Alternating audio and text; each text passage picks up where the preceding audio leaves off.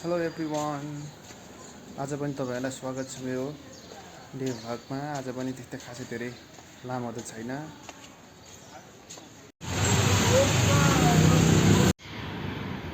आज म चाहिँ खाजा खाना म बसेको ठाउँमा नजिकै रहेको ठाउँमा गएँ। स्टिक फुड्स भन्ने छ, त्यहाँ चाहिँ सामानहरू एकदम सस्तो छ। मोमो पनि चिकन मोमो 100 रुपियाँ पाइन्छ। यो चाहिँ मैले चिकन मोमो मगाएर खाएँ। अब साँझपख चाहिँ म इभिनिङ वकको लागि हिँडेँ। तपाईँहरू देख्न सक्नुहुन्छ मैले सधैँ एज युजुअल प्लेसको भ्यू टिकन ल्याउँछु भन्ठान होला। अब जाने ठाउँ टाढा छैन, नजिक हो। चिहान ठाउँ यहीँ नजिक हो।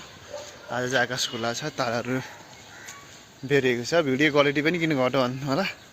पहिला आइफोनबाट बनाएको थिएँ, अब अहिले चाहिँ म आइफोनबाट बनाइरहेको छु, त्यही भएर हो। मौसम सफै छ। अब आज पनि हिँड्न छु, म चिया खाने ठाउँसम्म जान्छु, चिया खान्छु, फर्किन्छु। मेरो डेली भ्लग त्यही हुने भयो। हेर्न सक्नुहुन्छ हरियाली छ है।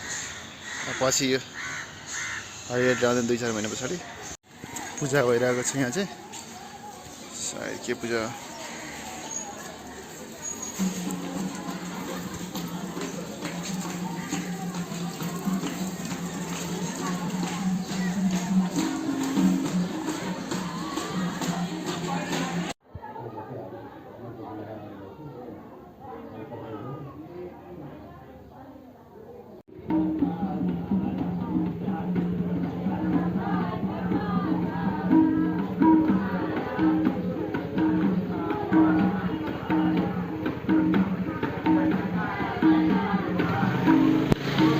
सकेपछि चाहिँ म अवश्य खुट्टा तन्काउनको लागि एक राउन्ड लगाउनको लागि चाहिँ हिँडेँ।